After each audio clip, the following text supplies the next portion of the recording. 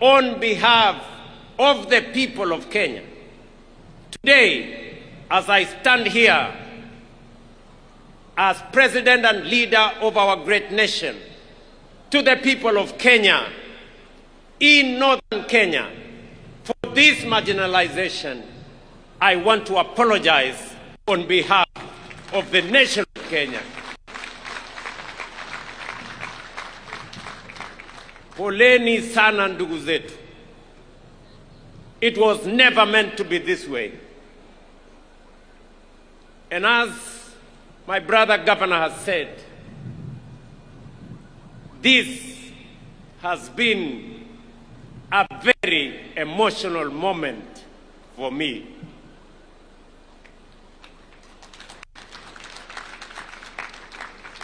I want to tell you the story of Bakaja Ibrahim Osman. He was born here in Wajir, east of this county in the early 1960s. His parents were born here, but for years, every time Osman went to apply for identity card, the most basic document of citizenship, he was treated not as a Kenyan, but as a suspect, an illegal alien. Every time he was asked for extra documents, subjected to additional vetting, and sent from office to office year after year. Osman was not alone. For more than 6 decades, this was the lived experience of hundreds of thousands of Kenyans in northern Kenya. Citizens were forced to prove they belong through a system built on suspicion, ethnic profiling, and bureaucratic humiliation. How could Osman and countless others like him be expected to pursue their dreams and build their future? The Constitution of Kenya says clearly, every Kenyan, regardless of their ethnicity, religion, or geography, deserves equal protection, equal dignity, and equal treatment under the law. That is why in February 2025, right here at Orahes grounds in Wajir town, I signed the Presidential Declaration on registration and issuance of IDs and birth certificates in northern Kenya and other counties, ending that system of discrimination. بسم الله الرحمن الرحيم السلام عليكم ورحمة الله وبركاته صاحبيال halkan aad sida tooska inaga wada daawanaysaan waa Somaliscom News iyo Airo TV barnaamijkan waxaa si toos ah u daadin doona anigoo ah Abdifataax Maxamuud Cali iyo saaxiibkay Faysal Aroobe waxaynu si toos ah u dul istaagi doonaa oo uga hadli doonaa qodobo xasaasi ah oo maanta taagan oo ay kamid yihiin khudbadii taariikhiga ahayd madaxweyne William Samoei Ruto oo ka jeediyay magaalada Wajir taasoo taariikhda markii ugu horeysay lagu qabtay magaalada Wajir xurriyadii Kenya markay qaatay taasoo maanta lagu qabtay magaalada Wajir maalinta Madaraka Day oo sanad kasta bisha June kowdeeda la xuso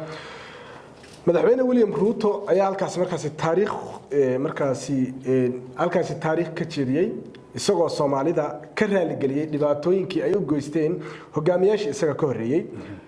waxaynu kale dul istaagi doonaa doorashada maanta ka socota dalka Itoobiya gaar ahaan deegaanada Soomaalida oo halkaasi si xooggan loogu dareeray daawdeel waxaynu kale dul istaagi doonaa 18 May oo sanad kasta Somaliland hadahan oo kale ay xusto ayaa magaalada Nairobi ee xarunta wadanka Kenya waxa laga joojiyay sanadkan in ay ku qabsadaan dabaaldegoodii barnaamijkan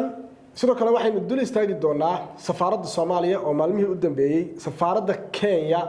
ee Soomaaliya ay ku leedahay oo maalmihii u dambeeyay ay ka taagneyd qayladaan barnaamijkan waxaa si toos ila daadinaya saaxiibka Faysal soo dhaw marka hore aad iyo aad baad mahadsan tahay wariye Cabdifataax isaan kaaga mahad celinayaa runtii barnaamijkan saad sheegtay waxaanu si toos ah ay u wada daadahinayo adiga iyo aniga oo Somaliscope iyo Airo TV bulshada Soomaaliyeedna waxaan runtii la wadaagi doonaa waxyaabo badan oo muhiim ah waxaan halkan runtii aanu soo wadnaa barnaamijyo waaweyn oo mugle oo aanu isleena waxtar ay u yeelan doonaan bulshada Soomaaliyeed waan dhawaa Faysal sidoo la socona madaxweyne William Ruto maanta khudbad taariikhi ayuu ka jeediyay magaalada Wajeer bal khudbadaas iyo dhaqdhaqaaqyada u dambeeyay ee halkaas ka socday Soomaalidu sida soo dhaweysay garoonka halkaas laga furay ujeedada madaxweynaha bal arintaas loo dilisay aad iyo aad baad mahadsan tahay horta runtii waa maalin taariikhi ah marka aynu eegno jaraa'idada wadankan iyo TV-yada waxa ay ka qorayaan labo dadka Soomaaliyeed ee reer NFD waxay u tahay taariikh iyo guul iyo horumar ayay u tahay madaxweyne William Samoei Ruto waxa lagu tilmaami karayaa madaxweynihii ka dhabeeyay codkii la siiyay iyo ballanqaadyadii waxaan waxyaabo aad u badan oo runtii bulshada ay aad ugu jircodeen baa jira laakiin qodobo ayaan dul istaagi doonaa waxa jirta qodobad taariikhi ah oo isugu jirtay mahad celin iyo raali gelin iyo ka damqasho dhibaatadii 60 sano jirsatay ee dadka reer NFD lagu dabray oo ay xuquuqdooda ku maqnayd oo xaqoogii la laalay oo muwaadinimadoodii xataa aan waxba la iska weydiinin qodobadaasi waxay u dhigneed madaxweynuhu wuxuu ku bilaabay inuu asagoo ku hadlay afka qaranka dalka Kenya inuu ka raali geliyo bulshadaasi reer NFD dhibaatadii inta leeg ee lagu hayay wuxuu soo qaatay nin la yiraahdo Cusmaan oo uu afo oga dhigay inuu dulmanayaasha kumanaanka ah uu kamid ahaa oo uu yiri Cusmaan oo Wajeer ku dhashay oo aabihii ku dhashay awowgii ku dhashay in loola dhaqmo yiri sidii qof aan muwaadin ahayn oo waliba dad qof laga shakiyay oo kale oo intaas oo sano la dulminayay ayuu soo qaatay iyo kumanaan kale wuxuu aad iyo aad ugu nuxnuxsaday inay dadkaasi Soomaaliyeed yihiin dad geesiyaal ah oo dul badan oo u dul qaatay dulmi waqti aad u dheer soo jiray sida la socoto madaxdii wadankan isaga dambeysay marka loo barbar dhigo 4 sano oo madaxweyne William Ruto joogay waxa uu dadka Soomaaliyeed iyo deegaankooda ka qabtay iyo sare u qaadida niyadaas ummadda Soomaaliyeed ee reer NFD yani wax isu dhow ma aha waxyaabaha ka hadlay waxa kamid ahayd meesha uu ka qudbeynayay oo ah garoon kubadeed oo aad u weyn oo aad u qurux badan dhaqaale badan oo galay oo ummadii reer NFD-na ay maanta ku dhaadanayaan inta waxa dheer maalinta xorriyadda madaraka dheel yiraahdo oo iyaduna lagu qabtay bartamaha goboladaasi Soomaaliyeed lagu qabtay oo qurux iyo qiimo u leh dadkaasi Soomaaliyeed waxa kale oo cajiib ah meherjaankii iyo gaadka ciyaarka ee dhalinyarada Soomaaliyeed hablii wiilay soo bandhigeen ayaa wax runtii wax lagu doorsado lahayn dadkii halka tagay waxa kamid ahaa madaxdii dalka Kenya oo dhan sida u dhameyd wadanka maanta Wajeer buu joogay Soomaad galan waxyaabaha kale oo madaxweynaha Kenya markaas ayaguna martada ka ahaa way tageen aad runtii waxa kale oo khudbadiisa ku jirtay arrin lagu diirsaday oo ah manhajka wadankan inuu ku soo dari doono in lagu daro madaarista iyo quraanka barashadiisa in wadanka in la diiwaan geliyo macallimiinta wuxuu kafaalo qaaday oo yiri macallimiinta dawladda ayaa qaadanayso mishaarkooda sala socoto markii hore macallimiintu de private iyo waxbay ahaayeen laakiin hadda waxay toos u hoostagi doonaan dawladda wasaaradda waxbarashada inta waxa kale oo jira hadiyad la guddoonsiiyay madaxweynaha runtii si geesinimo la reebo Wajeer 100 neef oo geela waa waxa ugu milgoon Soomaalida ayaa madaxweynaha la guddoonsiiyay waxaana laga codsaday meesha loo geynayo in hadduu alla yiraahdo uu madaxweynaha ku soo diyaar madaxweynuhu markaa afkiisa wuxuu ka qiray madaraka dheetii ugu qiimaha badneed intaan jiray weeyaan tan maanta Wajeer ka dhacda ayuu sheegay Faysal aad baa u mahadsantahay faahfaahin fiican baad bixisay Soomaalida Kenya arintan maxay uga dhigantaa waxa koow dadka Soomaalida Kenya laba aanu kala saarayna xorriyaddii markii la qaatay 63kii wixii ka dambeeyay 65kii oo kale waxa jiro saxiix oo Mzee Jomo Kenyatta madaxweynihii ugu horeeyay uu saxiixaas oo ahaa dadka Soomaalida in laga dhigo hal dhuma iyo hal dhan raacay waxa la banaystay dhigooda iyo xoolahooda dadka Soomaaliyeed waxa markaa ay noqdeen dad loo adeegsado nidaam la oran jiray shifto oo ay kumanaan Soomaaliyeed lagu dilay xoolahooda lagu dhacay wadanka ka baxay 67kiina markii uu dhacay heshiiskii la oran jiray Arusha afgaradkii Arusha oo garwadeen ka ahaa nin la yiraahdo Kenneth Kaunda waxaa joogay Soomaaliya waxaa ka socday Maxamed Xaji Ibrahim Cigaal oo madaxweyne ku-xigeenka ra'iisul wasaaraha Soomaaliya ahaa iyo Mzee Jomo Kenyatta halka heshiiskii afgarad ka dhacay 67kii halka afgaradka heshiiska ka dhacay wuxuu saameyn weyn ku yeeshay dadkii Soomaalida reer NFD halganka ku jiray oo dadkii jamhadii North Eastern District Frontier la oran jiray dadkii Soomaaliyeed marka waxay noqdeen dad xilliga la doono la dilo xilliga doono wadanka laga saaro dad maaragtay laga ilaaliyo qarannimada iyo jiritaanka dalka Kenya marka dadkii noolaa iyo taariikhaha laga qoray iyo qaabka maanta soo gaaray runtii way lulmeynayeen markay arkaan yani awoowayaashood waxay soo mareen iyo waxa laga sheekeynayo marka waxaan oran karaa qaybta koobaad waa qaybta urugada iyo urkutaalada xambaarsan daa'irta hadda dhalatay ee runtii aanan waayo badan ka ogeyn iyagu waxay u arkaan inay maanta ay la kaftami karaan dadka de gobolada kale ee dalka Kenya ka jira inay calanka wax ku leeyihiin ciidda wax ku leeyihiin ciidanka gaadka ciyaarka sameynaya maanta ee meesha joogay inay iyaga ugu badan yihiin shantii qof ee dalka Kenya madaxdeeda inay laba Soomaali yihiin hogaanka wadanka inay Soomaalida labeen u yihiin marka waxaan oran karaa dadka Soomaaliyeed inay fahmaan deegaankooda qiimaha uu leeyahay iyo waxa ay la qaybsan karaan bulshada kale markaasayna iyaguna qoomiyad ahaanna awoodeysan karaan runtii si wanaagsan baa u sharaxday Faisal marka loo eego barnaamijkan weyn ee ka dhacay Wajeer iyo sida dawladdu ay uga qayb qaatay madaxweynuhu sidoo Soomaalidu dhiirigeliyay sida ay halkaasi waxyaabo badan baatay qoomiyadaha kale Kenya sida Kikuyada oo kale oo inta badan la sheego iyaga iyo Soomaalidu inay loolan adag ku jiraan qoomiyadaha kale indhaha ku fiirin doona hadda kadib sida ay kan doonaan runtii waxa jira saad sheegtay loolanku waa siyaasad dalkan runtii waxa jira dad la yiraahdo dadka buuraleyda Highlands baliyada oo Kalajin iyo Jalwada iyo Kikuyada iyo Mukambo oo la raaciyo inta badan waxa weeye waa dadka inta badan wadankan maamulay oo u tartama madaxtinimada fursado badan helay Soomaalidu waa dad dhiiran wadankan waxay ku soo biiriyeen aragti ah in qofku uu wax noqon karo dhaqaale ku soo biiriyeen waxay ku soo biiriyeen qofka firfircoon inuu wax noqon karo Soomaalidu marka waxa lagu eegayaa il gooni ah maadaama ay si xad dhaaf ah ay ugu dhaxmilmayaan halka hogaanka dalka lagaga arrimayo active-na yihiin dhaqaalaha iyo siyaasaddu haddaad isla hesho Afrika waxa weeyaan geedka dadka mara ka goranaysa labo waxa weeyaan qoomiyadahaasi waxay u arkaan madaxweynaha hadda joogo mudane Ruto inuu u xaglinayo runtii oo ma xaglinaye sharciga dhabta ah ayuu madaxweyne Ruto ayuu qaatay wadada saacadeed uu qaaday waayo madaxweyne Ruto iyo mudane Aadan Barre Ducaale waa isku xuquuq Soomaad garan marka haddii Soomaalidu xuquuqdooda helaan anagu waxaan qabaa haddii Soomaalidu xuquuqdooda helaan muwaadiniinta kale ee Kenya runtii waxa isdhex mari kara ama la isweydaarsan kara waxyaabo fara badan oo qiimo badan maadaama hadda Soomaalida iyagoo Kenyan oo dhulkii degan haddana ay ka go'naayeen laakiin marka ay talada soo fariistaan durtaba waxa wadanka laga dareemo waxyaabo badan xagga hadda amniga kale iyo sirdoonka kale iyo wada aragtay wadanka amnigiisa iyaga ku haya dad badan hadda oo qoomiyadaha kale oo aan ahayn saddexda aan sheegay waxay qabaan Soomaalida meesha joogan inay ku haboon yihiin Soomaad garan horeyna waa loo soo tijaabiyay xilligii Daniel Armoy uu joogay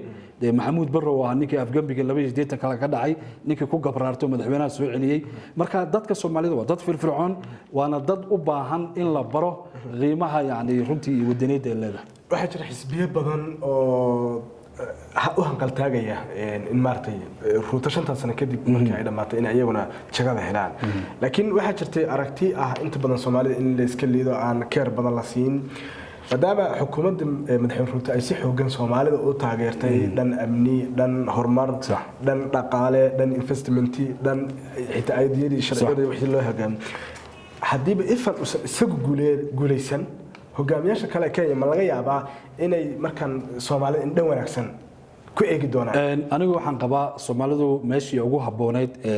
dadku ay ku baran lahayn way joogan wadad muwaadiniina wadad wadankan wax gashaday oo wadanka ma ahan dad dibadda ka yimid wadad wax gashaday wadad u dhintay wadad diyaar u inay wadanka difaacaan Soomaad garan anigu waxaan qabaa marka Soomaalidu waxay noqon doonaan qoomiyadda ay madaxdu ku tartanto loolan kasto waxay u ekaanaysaa ninka Soomaaliin dhow nin MB hore ah oo reer Nairobi ah wuxuu lahaa anigu waan tartamayaa sababtan u tartamayana waxaan haystaa Soomaali waan saaxiibo lahay weeye ninka Soomaali haystana dhaqaalana wuu haystaa weeye codna maanta Soomaalida way leeyihiin Soomaad garan marka anigu waxaan qabaa qoomiyadahan iyo tartanka Soomaalidu waxay noqon doonaan sida Mareykanka ee California iyo Florida iyo New York lagu xisaabtamo in lagu xisaabtami doono wax wanaagsan ka dhawaajisay haddii aan fiirino su'aasha ugu dambeysay ee arrimahan ee Kenya la xiriirta madaxweyne Ruto iyo Kindiki Onesmus Kipchumba markuu man wasiirka arrimaha gudaha Afrika markaad eegtid aan barado caali aad bay ugu laabtaan Northeastern waa sida ma laga yaabaa ujeedada ugu weyn ee ay Soomaalidu u taageerayaan inay ku xumeeyaan Kukuyada runtii horta siyaasaduhu qaarna waa kuwa muuqda kuwana ma muuqdaan inaga markaan dalka Kenya joogno siyaasadaha inta badan muuqda waanu aragnaa Kikuyu runtii waa dad firfircoon marka runta laga hadlo oo aad u firfircoon waa dad dhaqaale haysto waa dad wadankan marka laga hadlay 20% dhaqaalaha wadankan iyaga gacanta ku haya in badan wadanka way soo maamulayeen Kikuyu runtii waxa kale leeyihiin galaangal dibadeed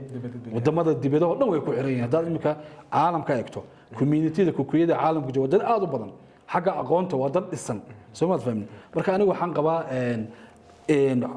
arrimaha hoosta ka socda ee biyaha hoosta ka socda mar walba way jirayaan laakiin waxa kaliya la isku hayo ee muuqda ee anaga noo muuqdo waa haykalka siyaasadeed siyaasaduna de raggu meel walba adduunka ku loolaa waa ku loolamayaan aad mahadsan tahay haddii aan inta uga nimaano arrimaha Kenya Ethiopia maanta 2 June waxa ka dhacday doorasho waa doorashadii toddobaad bal arrimahaas maxaad xog ka haysaa Ethiopia waa dal marka laga hadlayo doorashadan ay aad xasaasi u tahay waa dal marka geeska Afrika laga hadlayo wadamada tirada dadka ugu badan lagu tilmaamay ku leeyihiin waa wadan anagu Soomaali ahaan aan dhul ballaaran iyo awoodna aan ku leenahay sida aan Kenya ugu leenahay runtii doorashadan waxa loo kala qaybay laba nooc doorashadu horta waxa jiro waxyaabo badan oo afgabaasiyo dadka reer galbeedku marna iyaga dadka ku yiraahdo wax qabta marna iyaga seenta jiida waxaan rabaa inaan dul ordo maadaama maanta doorashada ahayd welina aan natiijooyinka dhabta ahaan la helin yani waxaan dul ordi doonaa dhacdooyinka meesha ka dhacay run ahaantii waxaa la leeyahay markaynu eegno doorashada guud dad 250 ilaa 450 milyan u dhow lagu qiyaasay ayaa codeeyay baa la leeyahay halka la filayay boqolkiiba ilaa 100 milyan baa la filayay laakiin waxa jiro dagaalo ka socdo gobolada waqooyiga sida Tigray iyo Amhara iyo deegaanada Oromia marka waxa la leeyahay marka taas markay jirto waxa jira hadda qoladan hay'adan kontaroosha doorashooyinka waxay hadda soo sheegeen oo hadda ay qorayaan 143 goobood inaan laga codeyn sababo amni darro darteed waliba waxay u badan yihiin leeyihiin dhinaca Ahmarada iyo dhinaca Oromia musharaxiinta guud ee tartamayo waa 42 xisbi waxa Ethiopia ka tartamaya 42 ka xisbi deegaanka Soomaalida waxa ka tartamayo 12 xisbi sida oo kale wadanka waxa hadda haysta xisbiga leeyahay BB oo ama barwaaqo oo abi hogaamiyo BB gobolka Soomaaliyeed ama deegaanka Soomaalida 12 gobolba wuxuu ku leeyahay awood buu ku leeyahay 12 xisbi marka ay Soomaaliyeed iyaga laftooda waxa ku lamaan baa la leeyahay inta badan xudasho dhinaca BB ka socoto barnaamijyadeen dabaan ku soo qaadan doonaa cidii kale yihiin inta marka laga yimaado waxa kale oo iyadana meesha ku jirta dadka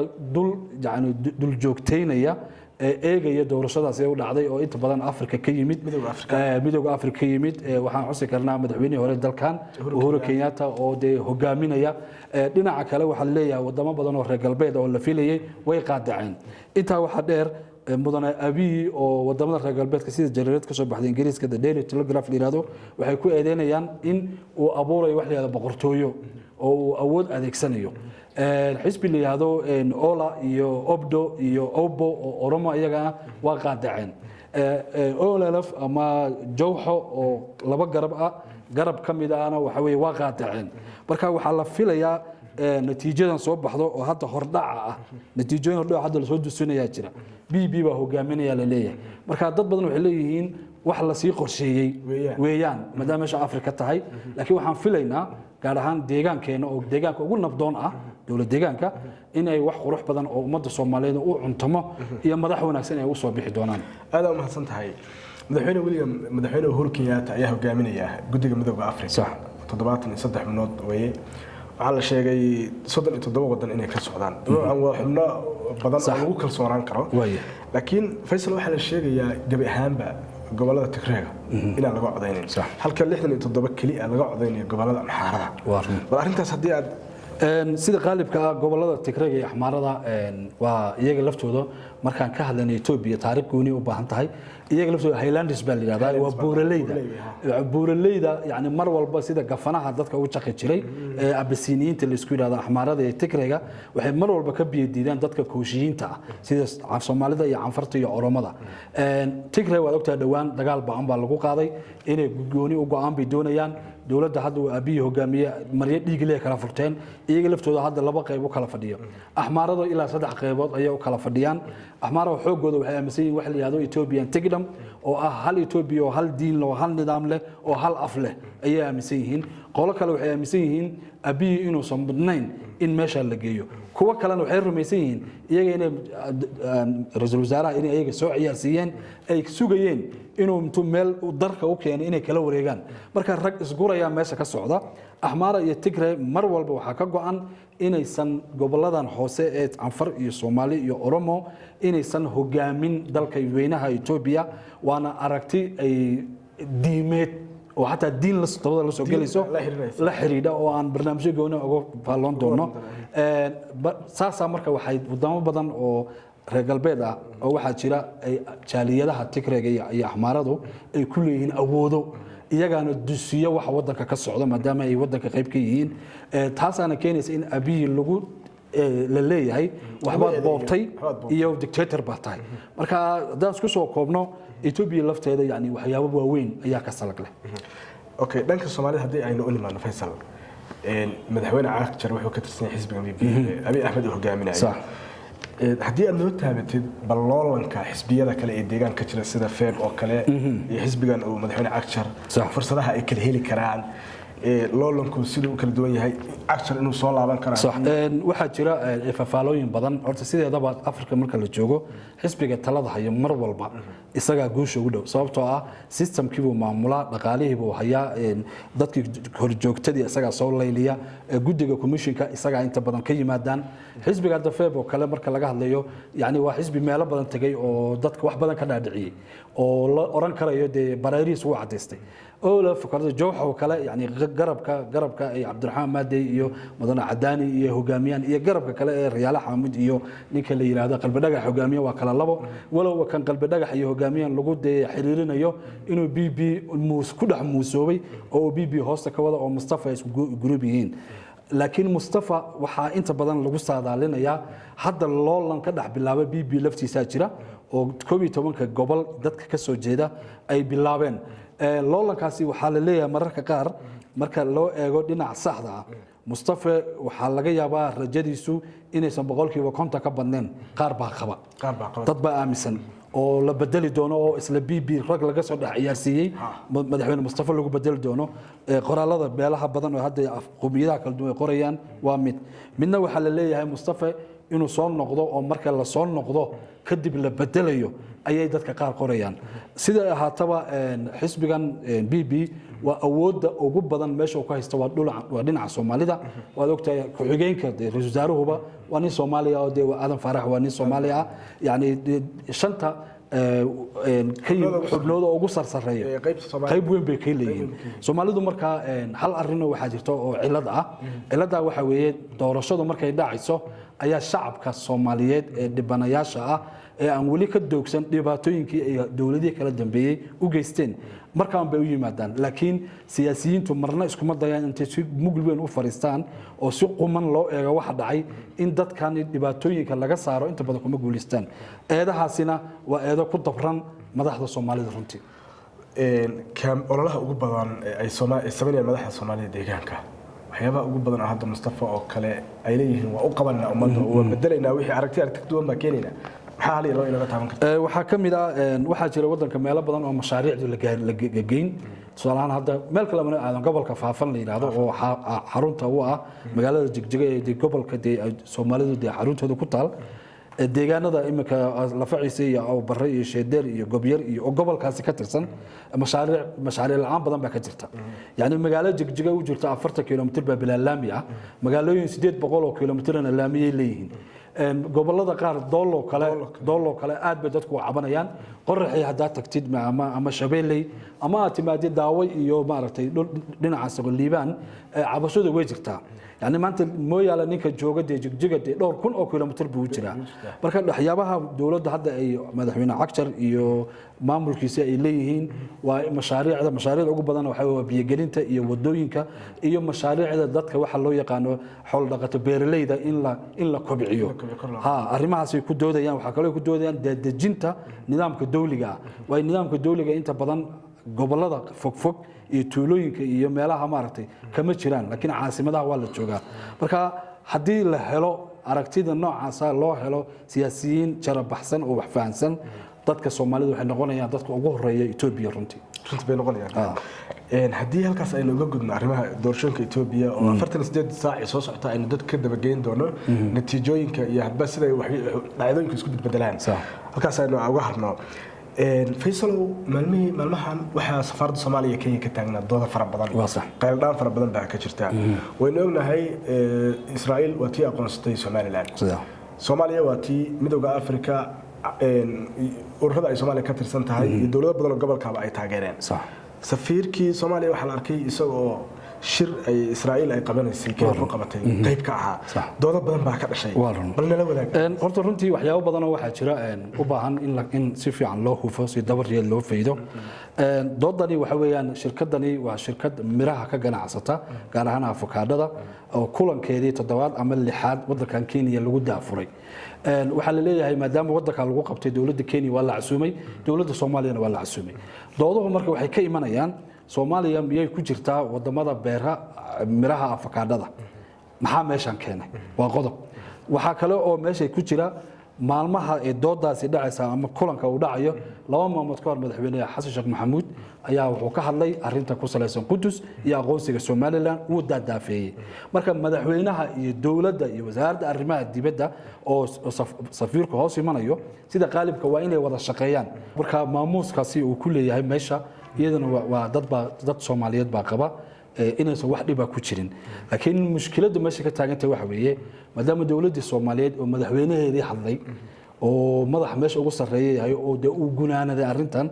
maxaa safiirka meeshan keenay dadka qaar waxay leeyihiin safiirka meesha waa lagu qalday maadaama meesha lagu qabtay ay Kenya tahay shirkaduna ay Kenya ka jirto dad Kenyaana soo casuumay bay dadka qaar leeyihiin haddaan isku soo xoriyo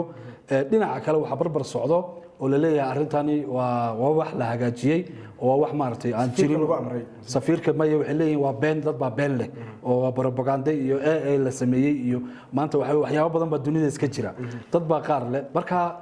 taasi markaan isku soo koobno wasaaradda arrimaha dibadda ee Soomaaliya ama safiiradu waxay matalaan qaranka Soomaaliyeed waxa qaranka Soomaaliyeed u xunna waa inay dareemaan marka ummadda Soomaaliyeed qaarkood ma helaan xogo dhab ah way Soomaalida iyo dawladoodu isku baxibno xogo dhab ah oo iyo ama channelo ama platformyo ama warbaahin dhabta ka hadasha ma helaan marka dadka Soomaaliyeed waxay noqdaan dad dhinka doonaba loo weecin karo marna run loo sheegi karo marna been loo sheegi karo marka hadaan soo koobo hadalladaasi runtii guux weyn bay dhaliyeen waliba waxay abuureen kala qaybsanaan dhanka arrimaha dibadda ana way aad way muujisay taasina ugu dambeyn waxaa jirta dood ayadana taagan Nairobi ka taagan taasoo la xiriirta in 18 May oo sanad walba Soomaaliland ay xusto in lagu qaban magaalada Nairobi markii ay damcaan dadka reer Soomaaliland ay ku qabsaan laga joojiyay arintaas xagee salka ku haysa arintani runtii sabtidii hadda inay weedaaratay ayay ahayd horta inuu kulanka dhaco xarunta ay Soomaaliland halka ku leedahay la doonayo inuu ka dhaco wararka aan helayno qaarna waan tabinayna qaarna ma sheegi karno waxaan loo sheegay safaaradda Soomaaliya qodeeda in hawshan ka howlgashay maadaama ay dawladda Soomaaliya ka cabatay arintan Somaliland iyo aqoonsigeeda waayo saan la socotay wadamada masaaliix baa isugu jira aqoonsiga Soomaaliland waxa u dhibayaa Itoobiya iyo Kenya dad baa doonaya iyagana inay ka go'aan Kenya dad baa doonaya Ethiopia ka go'aan marka arrimahaasi iyo igad markaad eegto iyo African Unionka ama midowga Afrika wadamo badan oo dawladda Soomaaliya ay u gudbisay baa jira cabashada marka waxa loo arkay wax loo qaateena jiritaanka marka Somaliland in halkan laga boonbooniyo iyadoo marka waxa loo arkay dawladda Kenya marka waxyaabaha aanan sheegeen runtii loo gudbiyay laakiin Faisal sanadka hore waa la qabtay caadi sanadkan way ka duwan tahay sanadkan maadaama la yiri aqoonsi baa jira aqoonsiga Israa'iil wuxuu keenay in si gaar ah loo eego Somaliland iyo dhaqdhaqaaqeeda taas marka waxay keentay inay wadamada geeska iska fogeeyaan wax waliba oo hadhow keeni karo in loo arko iyaga inay horseed ka ahaayeen wixii meesha ka dhacay runtii dawadayaal aad baa u mahadsantihiin haddii aad halkan nala soo gaarteen barnaamijkeena intaasaynu kusoo kabinaa hadda laakiin waynu sii joogtayn doonaa barnaamijyo badan ayaynu soo wadnaa waxaan rajaynaynaa inaad markaasi si wanaagsan noola socon doontaan subscribe iyo followda dhammaan intaba aad inoo saari doontaan asalaamu calaykum waraxmatullaahi wabarakaatu Global Network TV fuuldura miidiyaa ammayyaa keessatti invest godhaa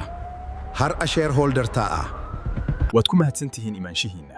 waanu idin soo dhaweyn Rowda Center waxaan diiradda saarnaa bogsashada taageerada iyo inaan dib u dhisno kalsoonida nafta waxaan u shaqeynaa si wada jir ah maxaa yeelay soo kabashada waa safar wada jir ah soo dhawaada waana idin garab joogaynaa ku soo dhawaada xarunta Ibn Qayyim ee barashada Quraanka alxamdulillaah waxaan dhameeyay juskii ugu horeeyay ma sha Allah hambalyo